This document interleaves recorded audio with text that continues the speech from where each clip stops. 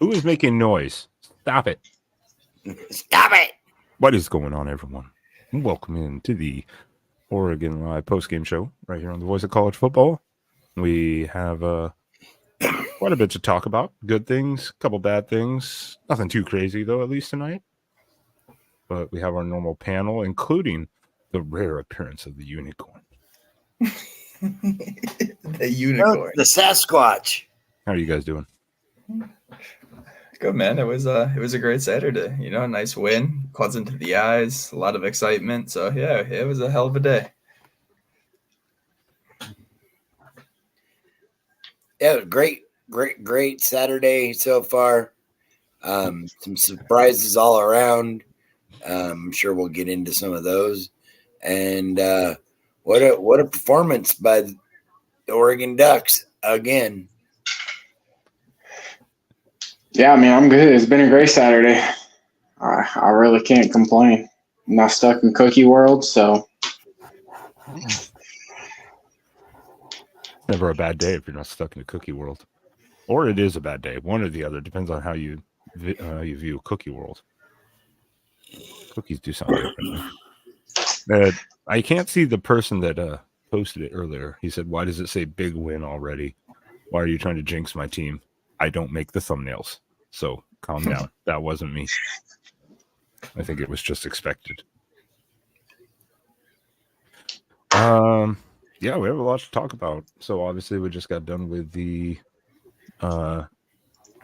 evil trip to the desert, which is always scary, especially when you have a team like ASU who has nothing to lose and your old OC who's going to throw everything they can at you. And it went pretty well. I mean, I can't complain too much. No, it went about as expected. I mean, I think we knew there was a clear talent gap in this game. Arizona State's they're not there this year. You know, they're working towards something. They're building themselves up a little bit, kind of starting fresh with the Kenny D era, but we knew it was never going to be a competitive game at that point, and Oregon did exactly what they wanted to do. You know, offensively, they moved the ball at will. Defensively, I mean, to a point, they were pitching a 3-point, drubbing of the offense late in the third quarter. So, yeah, in all phases of the game, really, they executed. It was smooth. It went about as expected, and already looking forward to next week. Yeah, I mean, Arizona State, obviously, we knew there was, like Derek said, there's a talent gap there, but it's still scary going down there, knowing what happened the last couple of times, being number 6. Like, last time we were number 6, they knocked us off, but they had a lot more talent then than they do now. But you can definitely tell Kenny's building something down there that may be something to be reckoned with in a few years. But not now. Yeah, they even showed that that whole thing about the last few times we played ASU, and it's never been pretty. So, but those are different teams. Close. It's always close at a minimum. I mean, I think we saw the last time we were down there, it was the same type of matchup. You know, it was a lost Oregon team rated 6th in the country. And I think they lost by 3 in the desert. And it was never going to be anywhere close to what it was then. This team is just substantially different, from the foundation up. Well, last time we were down there was the Brandon Ayuk Hail Mary very end of the game, because I remember that. I was sitting in the stands for that one. Hell of a game.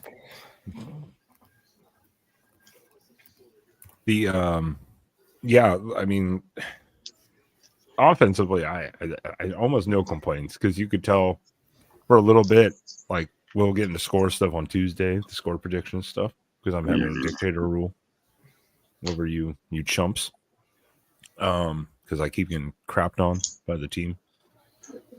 Ty fucked you this week. Offensively, there were like literally no complaints until that final drive in the third quarter. Nix got sacked that first drive, and then they bobbled that snap, the holder, for the field goal attempt. Other than that, in the sense of like first string, I have like almost zero complaints for the offense. Yeah, I mean, first string, obviously nothing. You know, the only complaint I have really is that first drive in the third, in the third quarter. You know, I think they got a little excited knowing Bo was close to breaking that record, and then that happened. But, not much you can really do there when you play excited and things like that happen. Yeah, and for anyone who's watching this later too, was the record he's addressing there was in the first half, Knicks threw for 6 touchdowns, which ties the game record all time for Oregon. And they tried to give him the 7th one, and he had it for a second, except for the pass interference. Ferguson was a little off today for some reason. I don't know what was going on with him, but so he didn't get that 7th touchdown. But, hey, to tie the record, it's not bad. No. One thing that really I was pleased about going into next week that we've been talking about for, it seems like, since the beginning of the season. 5 penalties, 45 yards tonight. That's all. That's it. In terms of penalties, obviously there are some things in other areas that we're going to want to clean up. But in terms of penalties alone, this is one of those rare games to this point of the year where it's been a non-factor. I can't think of one in particular that really, screwed Oregon to a point. But yeah, in terms of that, everything looked good tonight. Well, with the first string, there was actually only 3. I didn't even write down any of the other ones. There was the one pass interference in the first quarter. Yeah. On the defense, that was when they kind of got trapped, and it was one of those like take the penalty over potentially giving up the chunk yardage on Jackson. That was fine. The one delay of game when Nix is doing so many adjustments at the line, and then the pass interference by Ferguson on that first offensive drive of the third quarter. Oh yeah. After that, I didn't even write any more down. I didn't even pay attention at that point, because at that point it wasn't the first string anymore. So we had five total though. 5 total for 45 yards. It's pretty good. Not bad. Huge improvement. Offensively too, there weren't very many, and that was kind of a big worry for us. Period.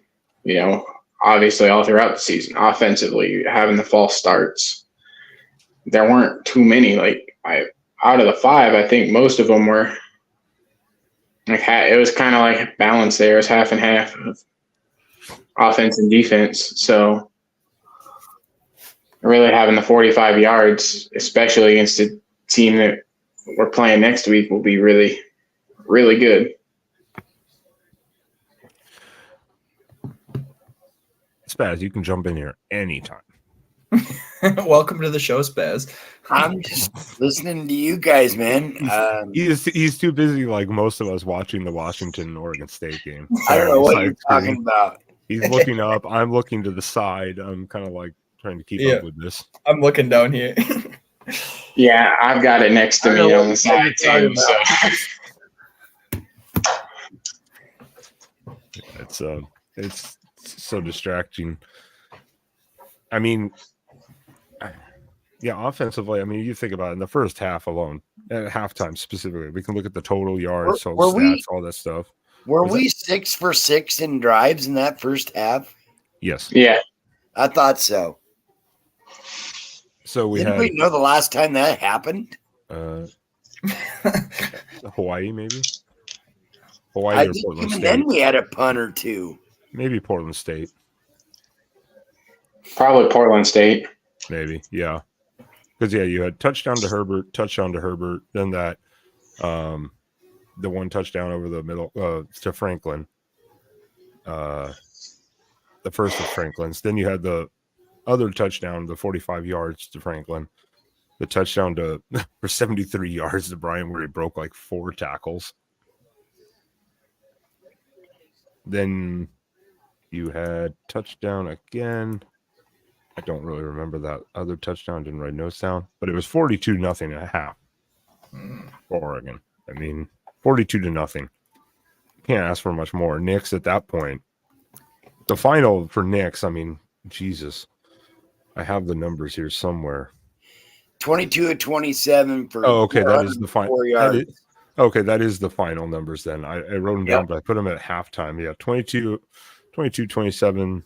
No, I don't have the finals. Shit, where are my notes? Yeah, he clipped 400 today. Yeah. 404. He did, yeah. He clipped 400 in the first half. Well, 380. Yeah, I mean, the first half he had 22 of 27, 381, 6 touchdowns, 17.3 yards of completion.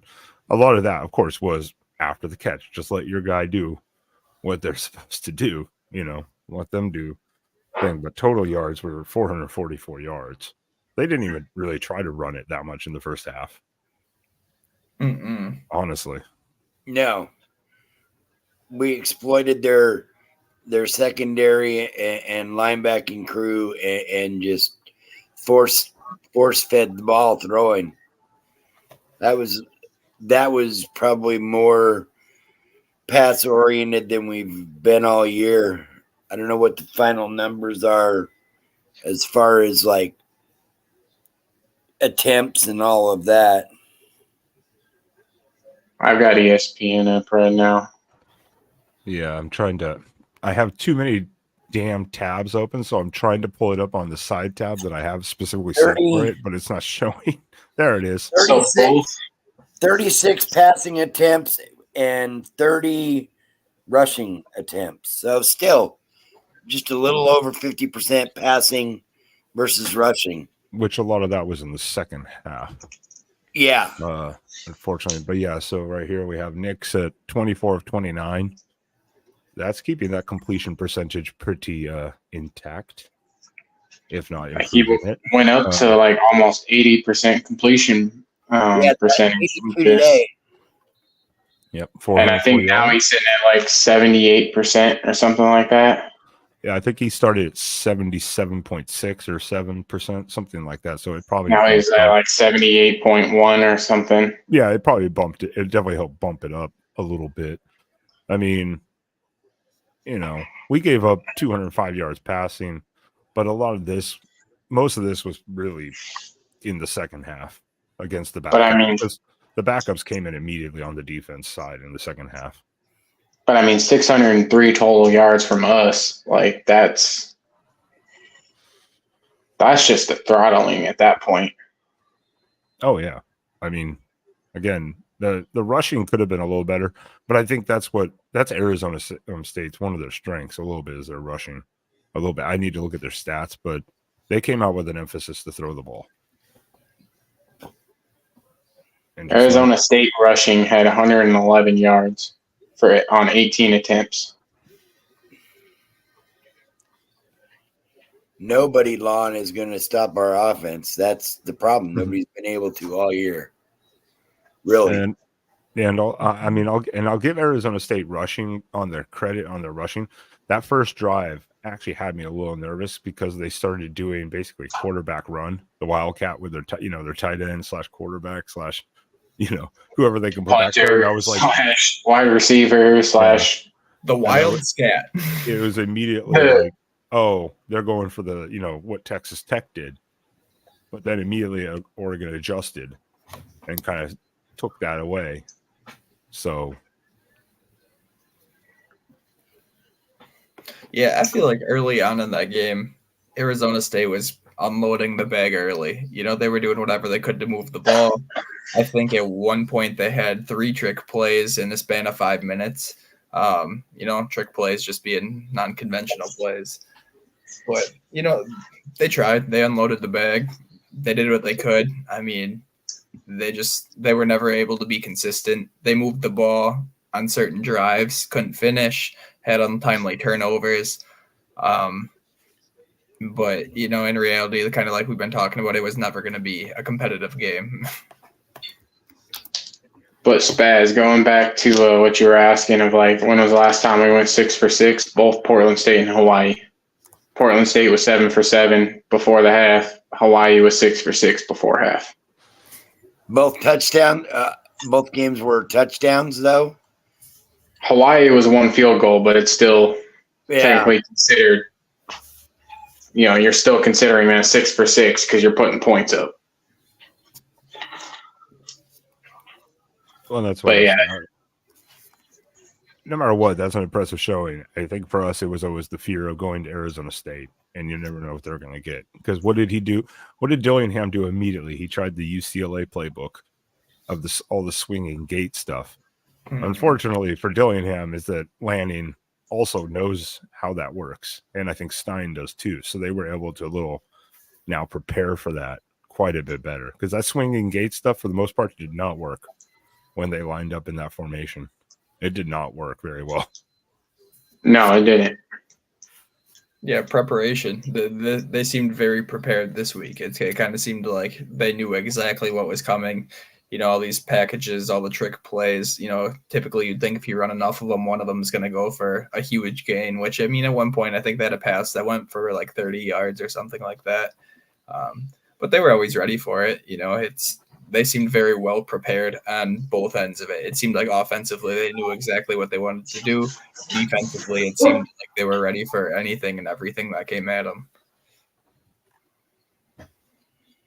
Yeah, we just that whole first half was just a laugh. It was like, wow, this is put the hammer down, put the hand to the throat, choke them, kill them out in the first half, and then put in your second unit and let them finish the game. And that's exactly what we talked about on Tuesday night. I said Bo should play first half. We should score 35, 40 points, be up, 35-0. And Bo and Ty plays the second half, and the starters just get rest. And that's what we needed. We came out fairly healthy too. I don't think any major injuries or anything. I didn't see anybody really get dinged up or anything. So I think we're pretty set for next week. And we were talking about, in our group chat too, is, after Knicks came out, which, they tried to give him that record. We had the one special teams kind of little snafu there, which, again, it was just the holder didn't hold. He just couldn't. James is the holder, right? I believe James is the holder. And he just couldn't handle the snap for some reason and put it down and just tried to wing it. So we had 2 turnovers in the game, and one was from punter throwing the ball on the 4th down. How many punters have an interception on the record? Yeah. Only ones that try that. Yeah, it's funny looking back at it, just because the score was kind of out of hand at that point. Kind of looking at the bigger picture, though, the kicking game in terms of field goal kicking, just between the misses, and obviously, this isn't a common occurrence with the botched, hold on the kick and stuff. That's not something we've seen a lot, but it's just kind of the same point that reiterates we haven't been comfortable with a field goal kicker since I can really think maybe week 3. That it seemed like that Washington kick, to kind of seal the game at the end there, that was botched. It seemed like that one really had an effect on him mentally, because since then, I think they mentioned it on the broadcast, he's something like 3 for 8 on field goal attempts, or some odd number like that. But the kicking game, it makes me nervous, because in some of these games, the UW games, the Oregon State games, whatever lies beyond that, you're going to need that. You want to be rest assured that anything, especially within 40, I feel like 40 is a very reasonable range for a college kicker, but you want to be confident that you can at least put 3 on the board. And I don't think we have that currently. For those of you not watching, Beavers just got a first down and fumbled the ball. Washington has the ball in the red zone. This is an Oregon show, and we're talking about the Beavers. That's why my mouth dropped for a second, because I saw it and I'm like, but I didn't say anything. I caught myself doing that at one point too. This is the rain. That's what rain does to you, though. That's what the rain does. They both had fumbles back to back, essentially. Dylan Johnson, long run, fumble, pass, fumble. Then I'm really curious, just because I'm looking at it now for a second. Why is the Oregon State Beaver safety the only one wearing orange leggings. Everyone else is just in the black and orange uniform, but he has like orange leggings on. He like stands out like a and an orange shirt. His shirt's hanging out too, and it's orange. Maybe special. I don't know if he's the safety or the corner. Whatever. He's probably the free safety or something like that. I'm not sure. Or maybe he's the. I can't. What about the orange cleats on one of them too? While everybody else is wearing black. Well, Mr. Special over there has white cleats too. This is the one in the orange. Wow, he has like white cleats. For 13. That's not going to catch Bo anytime soon. But I will say the one thing that I really loved in the first half was that drop into Franklin. Hit for a second touchdown. That was a dime. Like that. Yeah, that was a nice 45 yarder. Yeah. You had to place that in the right place for Franklin to catch that. I just right in the pocket, just bam. And then to lay on the ground with the one arm up with the ball as he's laying on the ground, that was sick. Yeah, that was an NFL throw right there. And then, we were waiting for it. We got to see it. It was tie time. And they did let him throw a little bit. Obviously, they weren't trying to like let him just try to torch anything. And he did throw a touchdown. He did throw a pick. Now, the pick, in fairness, though, I think he got hit. His arm did get hit a little bit, but that kind of changed. There wasn't enough power really too much on it that it was going to get to the receiver anyways. Yeah. My thing with Ty, I think he's a competent quarterback. By that, I mean he's a great backup. And, obviously he came in as a 5-star. Everybody thought he was going to be the future of Oregon quarterbacking. And I'm not going to sit here and say because he had some poor showings the previous years. I mean, even this year, I would say, we were kind of talking about it in the group chat during the game that we thought he looked more confident this year. I mean, he looked like a competent, Division I quarterback. With that being said, one point I brought up is that, it really convinces me. I'm almost sold that Oregon will be hitting the portal, seeking a quarterback. I think this roster is just too deep. It's too talented going into next year, even considering the losses. The Boas, the Buckies, the Troy Franklins. Considering all that, it's a very, very talented, very deep roster heading into next year with a talented recruiting class coming in. I think they're in store for a portal quarterback, someone who's going to come in and make them competitive immediately. I'm not going to sit here and say I don't think Ty can do it. It's just I've never sat back and seen him for more than a throw or two and say, wow, I think this dude could be the future. It's just I've never seen it personally. Maybe in practice, it's showing. But man, I really, really have this gut feeling that next year the person that's going to be receiving the snaps for the Ducks is not on the roster right now.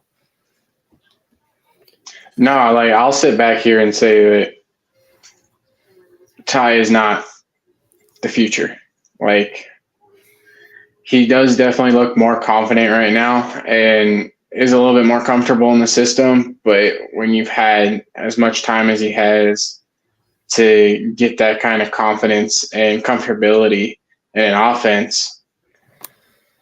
But you also have Novostat.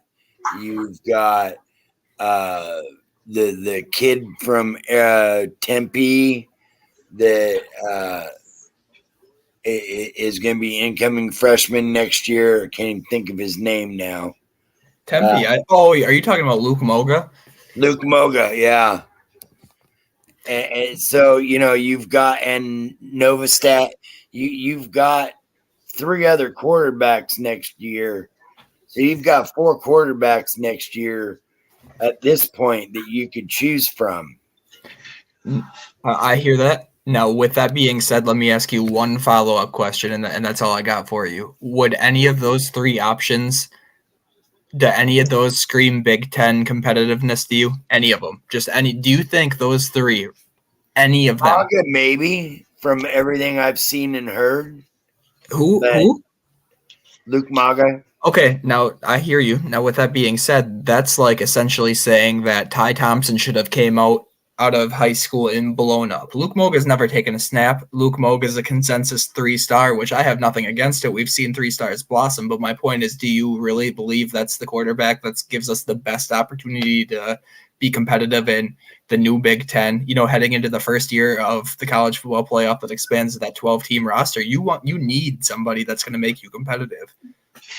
Well, Yeah, we haven't seen Novosad at all outside the little bit in the spring game. Portland State, I think we saw him. Portland State and Hawaii, we saw him a little bit, but we haven't actually seen him. Yeah, so we don't even know technically what he's doing behind the scenes to a degree. So, yeah, that's it. We don't know anything about any of these other quarterbacks. We are going to have to get a portal QB. There's no ifs, ands, or buts about it. If we want to be able to make a strong impression in that first year, because we do have Ohio State here and at the Big House next year. So you're playing 2 of the juggernauts, one at home, one on the road. You're going to have to, be competitive. Well, and I feel like there's going to be a lot of good options once the season's over for that. And once everybody declares for the draft and guys start looking at, okay, where's my chances at? I feel like Ty can be a solid quarterback, maybe somewhere else. But at Oregon, he's not going to be a solid quarterback. Well, at least there's going to be a look, I think, to get a solid backup, at least, like a fail-safe in case, at least. It's just I don't think with Dan Lanning, he just does. I really feel like he's going to bring in someone that kind of like a Bo Nix. A Bo Nix is actually a great example, and it's not me sitting here comparing what Bo Nix has turned out to be to the expectations we should have, because Bo Nix has been a home run up and by far. That's not what I'm saying. But what I'm saying is Bo Nix was like someone who was coming in where you're like, okay, if he plays to the best of his abilities, we could absolutely be a playoff team, which we've been fortunate enough to see. With that being said, he was not a hot commodity coming into the portal because of the downside, right? Everybody in the country was convinced that Bo Nix was the floor of himself, that the last year of his Auburn experience was who Bo Nix is at his core. That we could have gotten that, right, when he came in from the portal, just because you never really know. But he also had that high ceiling to balance it out. And that's kind of what I feel like we're going to get, someone who kind of has a floor of like a team that can still be competitive, but a ceiling of someone who can really take you over the top. And I think, just what Oregon has been the last 2 years in the transfer portal, I think they're going to be one of those destinations again. I think what Dan Lanning does on camera in particular is more of like a strategy than anything, really. I think it shows he really cares about his players. He really wants to convey that this is that program that you want to play for. He's trying to build something out here, which is cliche in itself. But if you think about it, I have no better way to describe it other than it feels is truly something building there. So what I'm saying, I think this is going to be a hotbed destination for some quarterbacks. I think quarterbacks are going to want to come here because of what they have in the wide receiver room. There's wide receivers with tons of eligibility. You still have a jury on Dickey, who's played and made appearances in 2 games, recorded statistics in 1. 5-star, highly touted wide receiver recruit. So, there's a ton of talent coming back. And then the next year, the offensive line has been solid for Oregon for the last 6 seasons.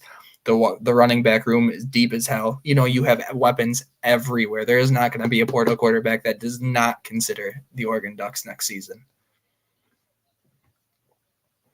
No, I 100% agree. There's that rumor out there of Arch Manning possibly hitting that portal, but you never know kind of what's going to happen. Oh, the shrieker there at the end. Yeah, my mom just got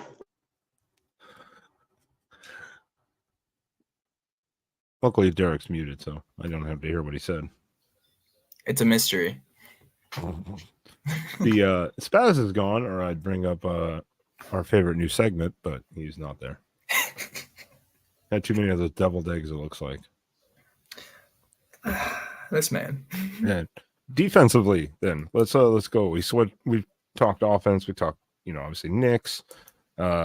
Defensively, again, I don't have a whole lot to complain about. We had the one pass interference in the beginning on the defense, kind of on that, little kind of run out trick play down the field, but that stopped a potential big gain or touchdown. Take those penalties. Almost everyone would agree.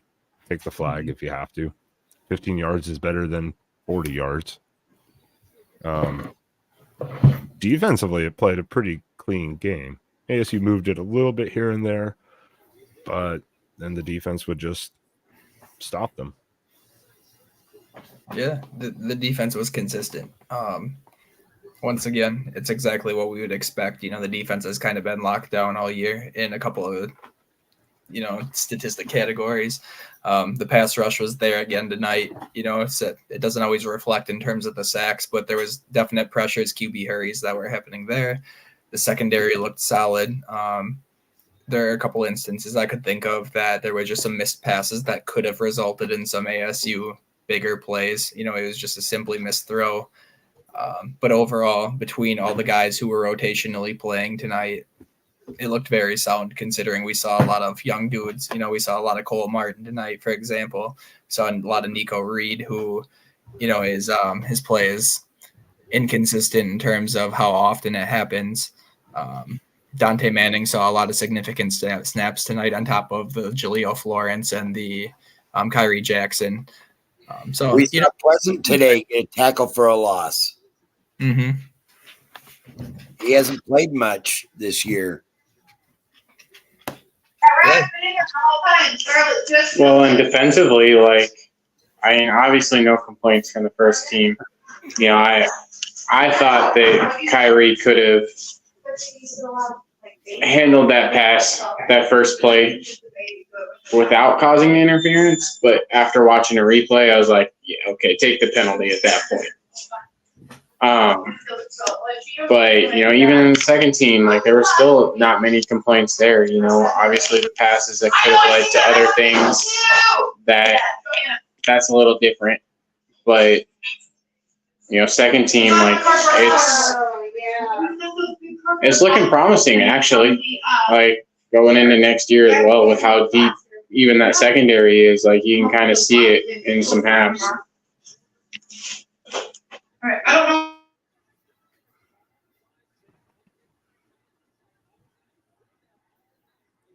You guys have such great insight. I was trying to figure out who's going on from the background.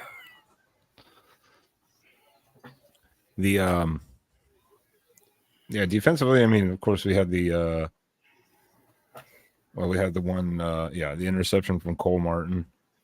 That was nice to see. That was the only one that I can think of, unless I missed one late in the fourth somewhere. I think that was the only turnover. I can't think of another one off the top of my head either. Yeah, but it stopped ASU when they were actually moving the ball pretty well. On that one drive there, they were actually moving it, and that ended that dream. And then Oregon went down, 98 yards for the touchdown. After that, it was a nice round performance. It's what you want to see going into a game like next week. I know we're not quite there in terms of the show yet, but it's hard not to look a little bit past a team like Arizona State, and I don't think Oregon did today. I think they treated today like it needed to be treated. They did exactly what they needed to a team like this. Just on social media, you see a lot of people and they're like, oh, Oregon played a cupcake today. It doesn't count. And it's cool. They're just being trolls or whatever. But at the very same instance, it's like you can only do with what's in front of you. And they did everything they needed to and more. You really can't beat a team like that more convincingly than they did today. So, in my eyes, big W today. It was a great game. Well, this is not like we're an SEC team playing an FCS school in week 10 or 11. We're not playing. This is a Power 5 team on our schedule. No. Yeah, we're not playing Chattanooga, Tennessee, blowing them out 6-10. Yeah. Southern Tennessee. Hey, New Mexico State beat Auburn, so be nice. True. That's awesome. And they took a paycheck and got a dub. And a victory. And got a dub. The well, I want to take a second here because I don't want Spaz to get off on topic here, and I want him to have to admit something. So we're going to bring up everyone's new favorite segment. It's breaking news from Spaz.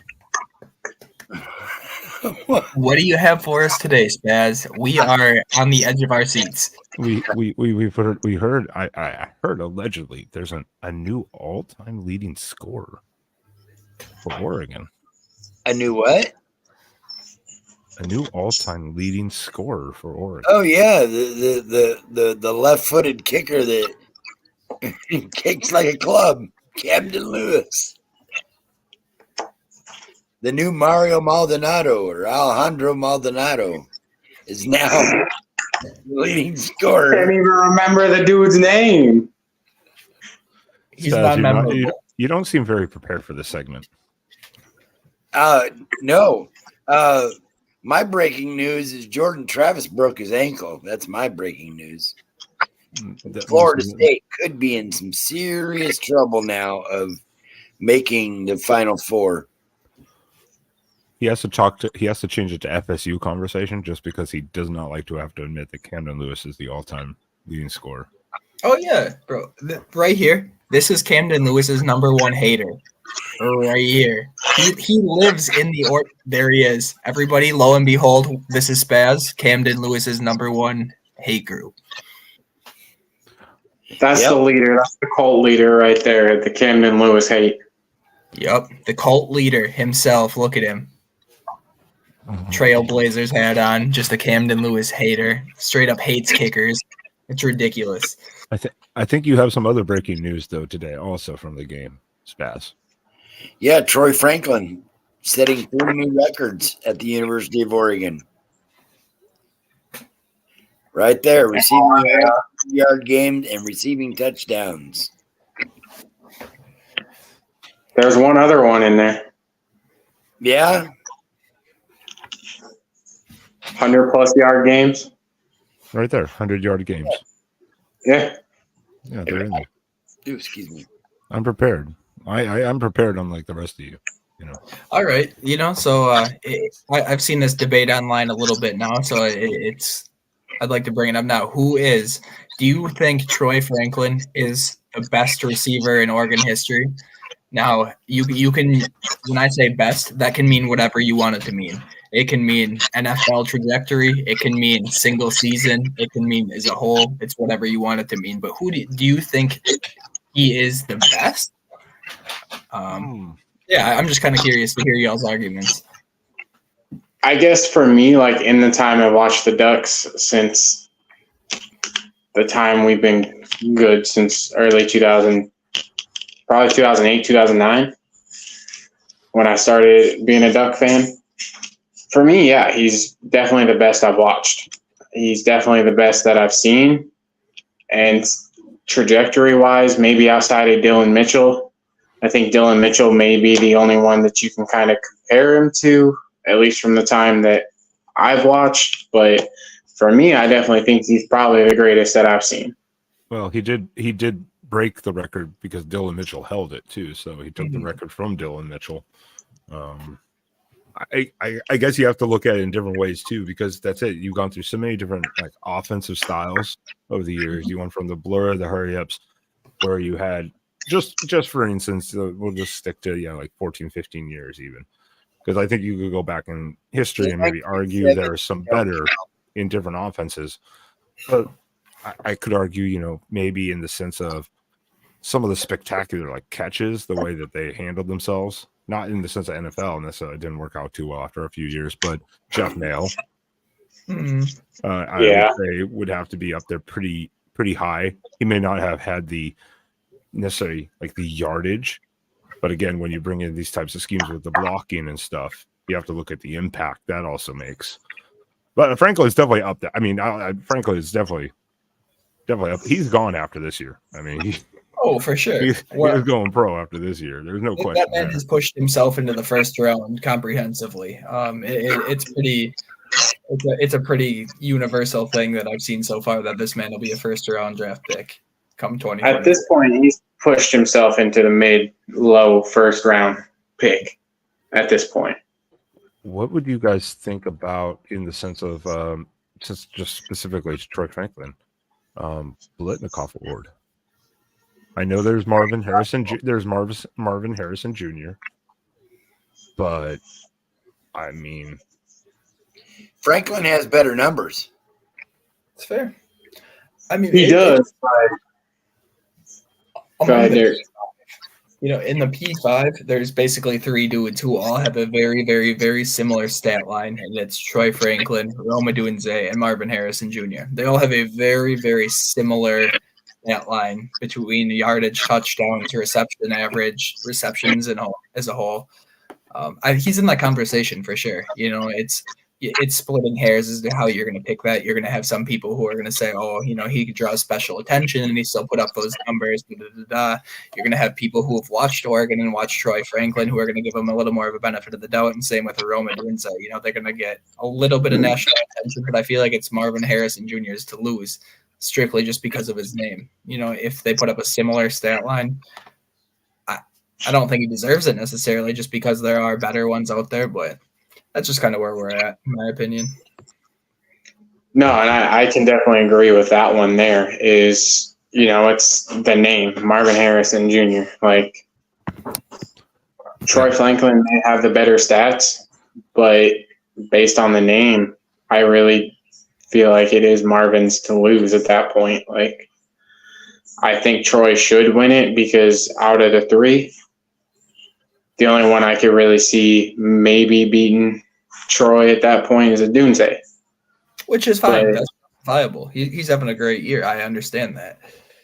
It just everybody has this thing, and I feel like it's Marvin Harrison's like the national conversation. You know what I mean? When you think of, if you ask somebody right now, you're like, who's the top wide receiver in college football? And you just ask anybody from wherever they are, 9 times out of 10, I feel like you're going to get Marvin Harrison is the answer. It's not going to be a Troy Franklin. It's not going to be a Rome Odunze. And you can call that a East Coast bias. You can call that whatever you want to call it. But unfortunately, that's just kind of how I think the national media views those guys. Oh, good. We're done with breaking news from Spath and get rid of that. Sorry, I was taking a second here to pull this up. So, yeah, you're looking at Troy Franklin here, 60 receptions, 1,093 yards, 18.2 average, 11 touchdowns. Behind him is obviously Tez Johnson with 725, 8 touchdowns. Because you have to think, too, is how many receivers on your team do you have that are like similar number to you? Because they're technically competition towards you. So, Tez has this. I will say that. This is where the only problem for Odunze is that he has 59 receptions for 1,100 yards, 9 touchdowns. But then Dan Polk is almost even with him, across the board. That's fair. So, but then Harrison, he definitely has the least competition in a sense behind him. But 59, down 63, and one more touchdown than Franklin. So, I mean, you could argue those 3 definitely would be like the key finalists at this point. But I'm sure there's, obviously we have a couple of the receivers that we are not talking about or forgetting about. I mean, well, and honestly, that's not even considering the arguably who could rival Marvin Harrison Jr. in terms of draft stock is Malik Neighbors, the wide receiver from LSU. That dude is having another insane year. And it's just that's not so it's like there are guys who are up here and then there's the rest of the pack. But just in terms of what that means for Oregon, can we throw up a round of applause for Tez Johnson? That man is having one hell of a year. Thank you, Troy. The Troy Trojans. Appreciate it. Thank you. Yeah, let's pull Neighbors there. Yeah. He has a fair amount of more catches, not too much, about 12 more. Let's just put it 12 more. 12, 13 more. Catches, But 200 yards. 1287 touchdowns are, I think, the thing that's lacking. But the yardage, yeah, that's, and the catches are impressive. The yardage is really good too. Yeah, but that's what I'm saying. Like, out of the big three that you look at, receptions, yards, and touchdowns, he's leading in 2 out of the 3 convincingly, and then touchdowns, he's lacking by 2. So I mean, he's like, that's having a hell of a year too. And then, like, if we're just looking at LSU, Brian Thomas, almost 1,000 yards, 13 touchdowns. So he's the one who's leading in touchdowns altogether. Is not even LSU's number 1 wide receiver. He's also having a hell of a year. You know, they have their own Rome Odunze, Jalen Polk type of wide receiver core here in LSU.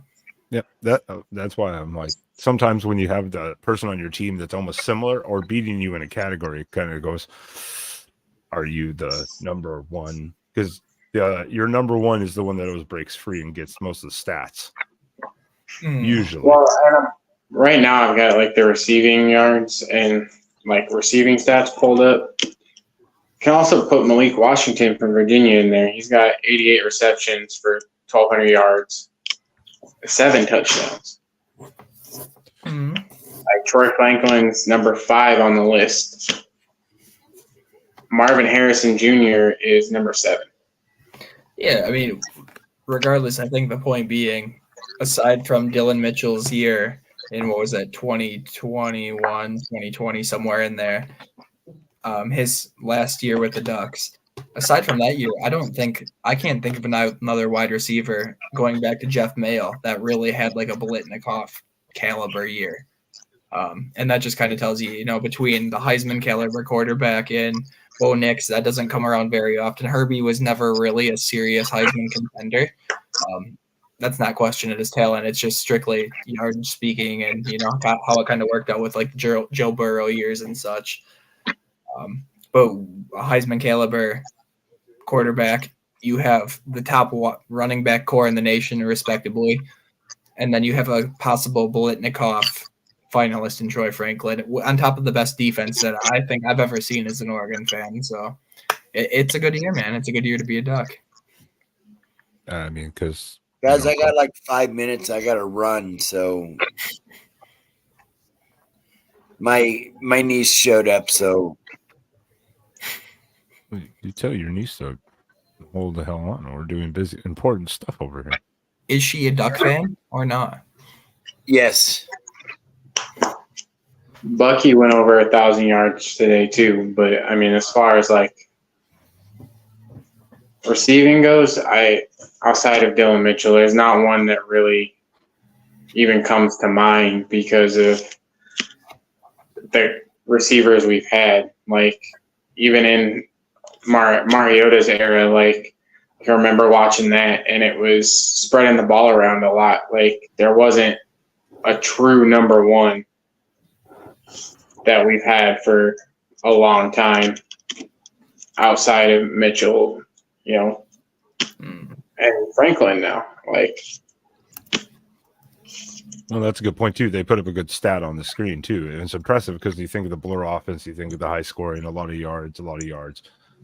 This team is actually better than the 2014 team in the sense of the offense, which is impressive on its own because they pulled up that screen because Mark Helfrich, of course, was one of the commentators, but it was impressive because I'm like, with a newly formed O-line and a bunch of new people in the system, and they're still outpacing that offense even of 2014, which was by far definitely one of the best offenses that Oregon's had. Mm-hmm. And that's true. Like, I mean, you look at like pulling that up compared to this year, this offense is definitely a lot better. Defensively, 100 times. Oh, 100 times compared to 2014? Shit. But I've read articles all week long of like how there's a lot of these college football commentators of Oregon is the best team in the country right now. We're playing the best football. we're firing on all cylinders at the right time when we absolutely need to be. Well, there's the teams like Alabama, like Florida State, that are playing Chattanooga of Tennessee, that are playing Northern Tennessee. Like, you're going to roll through them. That doesn't show that you're firing. You're playing FBS schools just to give them a paycheck. But we're playing the best football we have in years at this point, in about a decade, since we made the title game in 2014. That's hate speech, David. Hate speech. Dave knows who the real MVP of the show is. We all play our parts, but Spaz is like the glue that really keeps us going. I think it's just the breaking news segment. That's why. No, Everybody comes with the breaking news. I get thrown off my game sometimes, and when people show up, and I had made all these different. I came out into the front room, and I got people showing up, and it's like, fuck. So what I'm hearing is Spaz is a popular man. Yeah, sounds like a Spaz problem. It is. Yeah. Man. We don't have that problem. Us three. Is there anything else we want to cover real quickly from the final of Arizona State? Because as we said, it turned out to be kind of what we thought it would be, maybe a little bit more convincing, especially in the first half. But is there anything else we want to touch upon? No, nothing new from me. It's what we wanted to see going into Oregon State next week. If we carry this energy and this momentum into next week, good things are going to happen. So, no, that's all. That's it. Yes, it is tough being popular, Mark. I agree. Well, then let us pull up one more. It's round 2. Dun, dun, dun, dun, dun, dun. It's breaking news from Spaz. It's 22-10 GWG. Give him the breaking news, Spaz. 10 seconds before halftime. Give him the breaking news, Spaz. You're holding up the segment. What's the breaking news now? I'm confused. It will always be the Civil War. Yeah. Get the hell out of here with that one. nonsense. Yeah. It'll always be the Civil War. Cancel culture can eat it and go play in another sandbox. I'm muting him so YouTube doesn't take us down. I could tell he was going to go on a rant there, and I'm like, nope, mute. You ruined it. That's why I muted you. Man, it was a good one, too.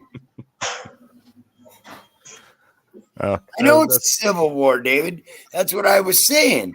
Yeah. But these new corporate people in America have to change the rules. What is it even called right now? Someone asked that the other day, and I was like, I think they just call it like the rivalry game or something like that now. That's Game 12. Game 12. Yeah, I don't even know what they call it anymore. I don't think they have a name for it. But I saw both. You pull it up on Google. It said the Oregon State rivalry, otherwise known as the Civil War, is a college rivalry between the University of Oregon and Oregon State. Yeah, it's something they've been talking about that for a while, like changing it, obviously, and it's like no, it's still. Even the announcers say it, the Civil War. Yeah, it's the Civil War. They're like, no, you're not going to take that away. Long hasn't Civil War. You're 100% right, Mark. Mark knows. Yeah, Mark's the one who said it first the other day. He was like, the Civil War, and I'm like, that's what it's called. That is the correct wording. Freeway series. Yeah, it could be the freeway series.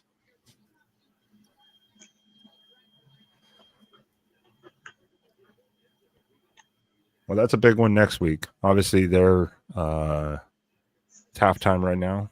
Washington up on Oregon State. But next week we have to host the Beavers. And we know in rivalry games, anything can happen. Last year. It won't happen this year. God, I hope not. My name is Charles Barkley Jr. I guarantee the Ducks are going to win by 17 or more.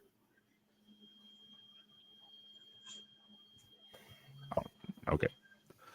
Take your money, put it on Vegas. Ducks by 17. Please don't take financial advice from Spaz. Yeah. I was gonna say, do not hold any of us accountable if you take a loss because you took Spaz's word on that betting advice. As long as it's not raining, I will say this Washington game is kind of sloppy just because of the rain. Hey, look, see, I'm not the only one. Thank you. That means he wants the Beavs. What are we talking about here? Oh, that means he wants the Beavs? Yeah, that means the Beavs are going to be within 17. Mark, go back to Ohio State because you don't know what you're talking about. Ooh, Mark's he being is a not hater. he is not a representative of me. I don't think there's a line on that game yet. I don't. Oh, he meant Ohio State. That's clearly what he meant. Oh, shoot. And we play on Friday. You're kidding. Ohio State plus 17 against Michigan. I agree. Yeah. Oh, Okay. Okay. There is a line on Oregon State already right now. It's minus 11.5 for Oregon. God damn, already? Yeah. That's a lot right now. I mean, but looking at the way Oregon State's playing right now, no, we easily beating them by 21. And I guarantee that. This is a good question too from Mark. Are the Ducks the lock for the Pac-12 title? Washington is locked right now, I believe. The Ducks are not because of Arizona. Unless the Beavers lose tonight, then I think there's a bunch of those tiebreakers coming in. They were saying if Washington beats Oregon State tonight, they're already a lock. So there's no lock right now. But we have to beat Oregon State next week in order to make it to the Pac-12 championship. Mm-hmm. For some reason, Arizona can get in if we lose. Even though we didn't play them, so I don't understand how that works. Well, we both lost to Washington, so that's I don't know. Or no, did it? Wait, no, that was ASU. Did Arizona play Washington? Arizona played Washington and lost. But yeah. So you scrub beat them. Yeah. Who knows? Those tiebreakers are always a freaking nightmare. That's all the point is. Just take care of business. That's all you got to do, though. That's all you got to do. Yeah, I mean, you take care of business next week, we good. We're there. Yep. Gentlemen, I will see you guys Tuesday. I got to run out of here. All right. Later, my guy. We don't care. Goodbye, Spaz. Keep the rolling, and I'll see you guys Tuesday. Well, at least tell people where they can find you quickly. Oh, yeah. You can find me down here at the Rocky Classic on Twitter. Look, I got it. Derek. I did it. The Rocky Classic on Twitter and Instagram, and right here on Tuesdays at 7 p.m. Pacific on the Voice of College Football Oregon Live, and Saturdays post-game. Actually, next week will be Friday post-game. So, yeah, make sure you remind everybody of that, guys, before you leave. Friday post-game. Spaz, I'm a professional. Of course I will. Oh, we know you will. You're the banner made? You're the glue that holds the rock, baby. Goddamn right. You're just the tapes, man. Hugs, Ducks love. I'll see you guys Tuesday.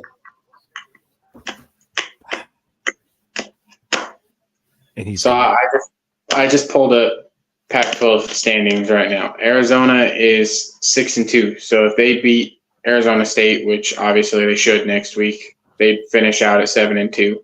We lose to Oregon State, we'd finish out at 7-2. So then at that point, that tiebreaker would come down. Because we didn't play Arizona, means Arizona would get in over us into the Pac-12 championship. It would probably be a common opponent because of Oregon State. So if we lose to Oregon State, but Arizona beat Oregon State, they would probably get the transitive nod over Oregon. Yeah. This would be absolutely insane. Yeah, that's why I say the tiebreaker stuff. I'm like, ugh.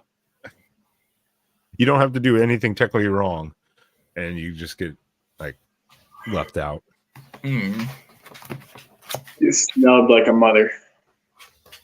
No, I don't think. I'm less concerned about it because it's at home and just the way that Oregon State has kind of been playing and the way that the offense has been moving for Oregon. I'm just not as concerned about it. I there's going to be a conversation, and we're going to have a whole huge, especially after this week and or like conference title game if we get there and stuff like that, as to like. I think the Pac-12 Coach of the Year is a lock already. That's Jed Fish. Mm-hmm. I think that's Jed Fish. That's not, I don't think, up for debate, really. But then you'd have to come down to like looking at stuff like Broyles Award winner. If this offense keeps doing this, I mean, you would have to think that Stein might be right in that conversation for the type of offense he's doing. I know they're going to look at, Knowles for Ohio State in the defense, and deservedly so. But, I mean, I honestly don't know if the Pac-12 does an assistant coach of the year. But, I mean, you can look at Knowles maybe after next week when they play Michigan. It's true, too.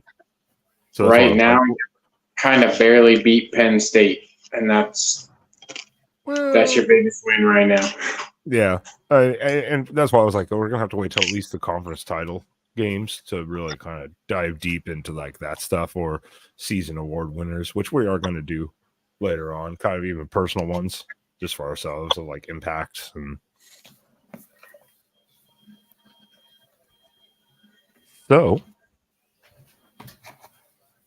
is there any other final comments besides obviously the game this next week? Yes, that is a Friday game, everyone. That is a Friday game. I had to put number 6 because that's where we are right now, technically. Who knows if that changes, Right now, probably not. No, I think everything just kind of holds. But then again, you never know. But I'm going to say we'll probably just stay number 6 if everything keeps going as it is. So that's why I left it at that. I should have put Oregon State number 11, but I don't know what they were going to be after this week. I mean, it's very possible we go to 5 if Washington loses and Oregon State makes adjustments, but it may just stay the same, and then we'll figure out the next week. Just keep winning. Exactly. Yeah, I just keep winning. That's all you can do at this point. I mean, you're in the perfect spot. Just keep winning. That's all you can do. Obviously, the more convincing wins looks better, but just win. You're going to have still a good ranked Oregon State team to take on next week, regardless of the outcome of tonight. And then you're going to, as long as you win, you're going to have to take on a still highly ranked Washington team, even if they lose tonight. As long as they don't Coug it against the Cougars next week. Yeah, you never know, but they could pull out another Arizona State game next week. True. Good. That's what I was just saying today. I love these. I really look forward to every Monday night, 5 p.m. Pacific time, because I know it's coming out right around that for the most part. Well, that's why I said too. And just imagine this season, if they end up getting to the playoff, even if they go out in the first round, or they get to a New Year's Six and they win one or something. Just again, no matter what, this season they're gonna have some sort of encapsulation of just his pre and mid game speeches and put that just as a video highlight reel by itself. Or at least all the coaching staff. Maybe not just Lanning, but like all the coaching staff. There have been some really good speeches from every coach. Just gets them fired up.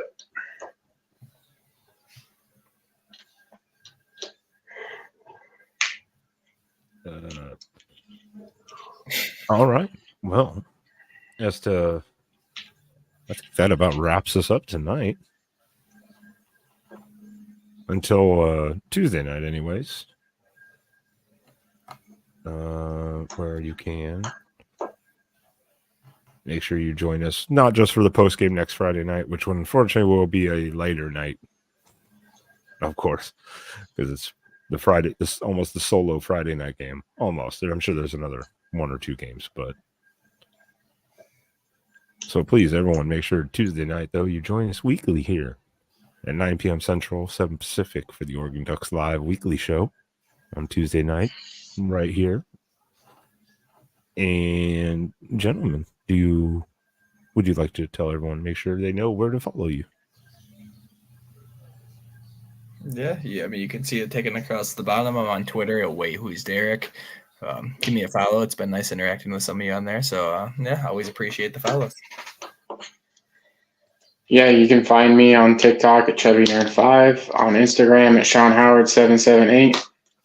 Y'all feel free to follow me there. And I'm just Ben of Ben and Sam, exploring with Ben and Sam. You can find me on Twitter here, or Twitter here. Jesus, you can find me here on YouTube, and then through there you can find us also on Twitter, Instagram, and all those other nonsense platforms that we don't really post on much. So other than that, on to the Beavers. On to the Beavs. Either we get a salty Beaver group or a broken Beaver group next week. One or the other one. Neither of those sound good. No, they don't. They really don't. All right, everyone. We appreciate you tuning in. Make sure you hit that like, hit that subscribe, share this out if you can. It helps a lot. It means a lot to the channel and the show. And I guess until Tuesday night, we will see you guys later.